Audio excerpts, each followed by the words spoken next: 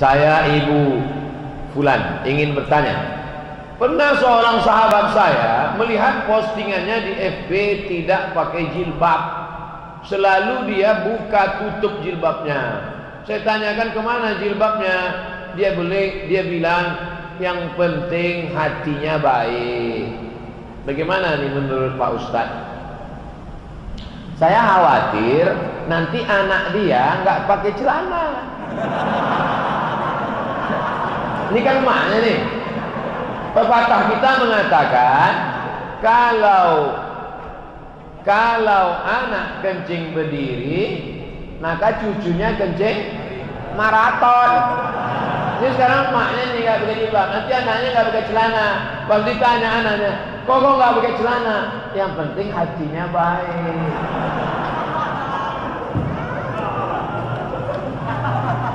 Saya tanya, apakah Sayyidatuna Aisyah itu hatinya nggak baik? Istri Nabi itu Aisyah, istrinya baik, hatinya baik apa nggak baik? Baik. Dia pakai hijab nggak? Ada nggak Aisyah mengatakan dibukanya hijab? Aisyah, kenapa nggak pakai hijab? Aku kan istri Nabi, hatiku kan baik. Kalian semua kan anak-anakku.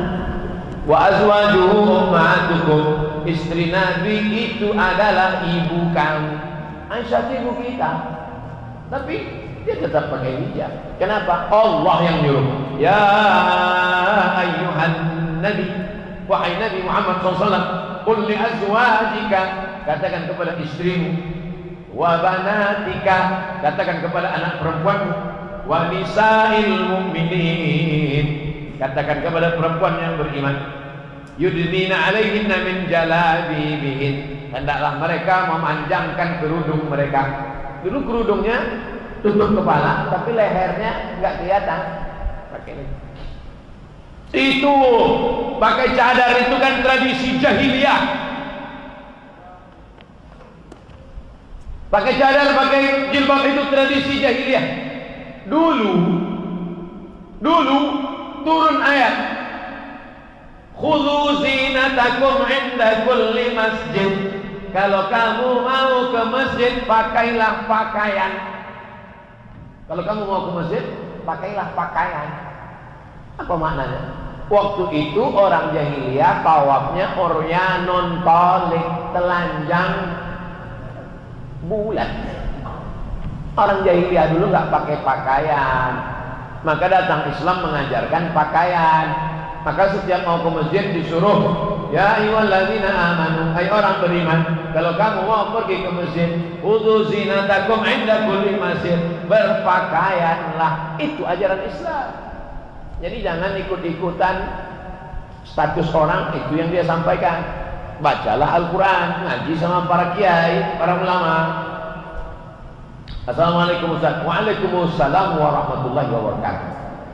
Bagaimana cara menyikapi para penghina Rasul dan para zuriat Nabi?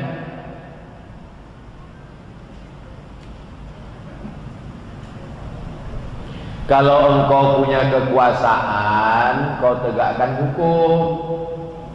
Man ra'a minkum munkaran falyughayyirhu biyadihi. Sebagaimana Abu Bakar Umar, Abu Bakar mengirim pasukan kepada penghina Rasul di kampung namanya Yamamah. Nama orangnya Musailamah.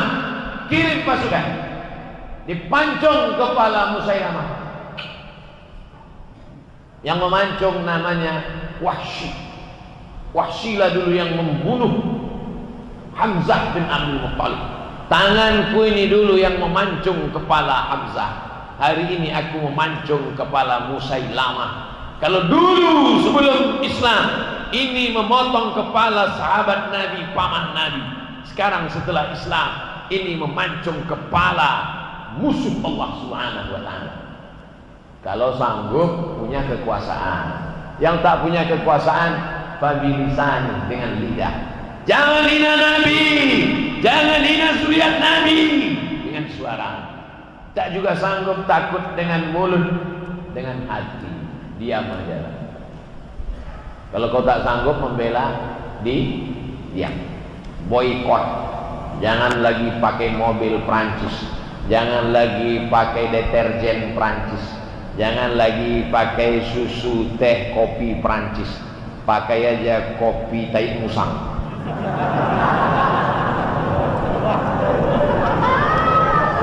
Produk Indonesia.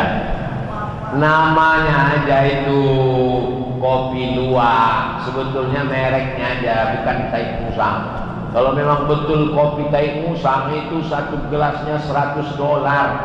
Setiap diminum satu tetes menetes air mata. 1.300.000 guys.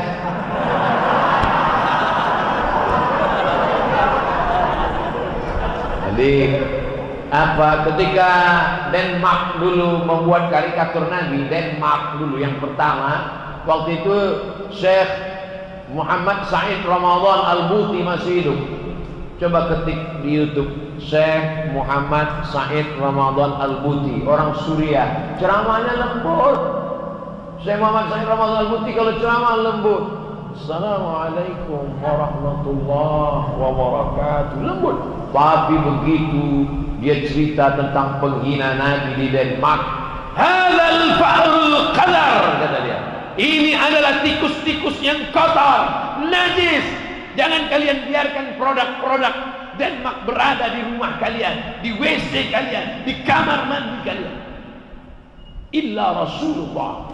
Semua tidak apa-apa kecuali Rasulullah. Jangan sampai kalian hina Nabi Muhammad sallallahu alaihi wasallam. Ulama jangan sampai dihina. Kalau agamamu dihinakan, ulamamu dihinakan, dan kau diam, maka gantilah bajumu dengan kain kafan. Kata Haji Abdul Malik Karim Amrullah, Buya Hamka, bukan kata saya ngutip-ngutip pendapat mereka aja. Saya kalau ceramah itu nggak pernah menurut saya, menurut ulama, menurut Habib, menurut Kiai, supaya nanti kalau disalahkan Allah di akhirat, ini katamu Abdul Somad, enggak.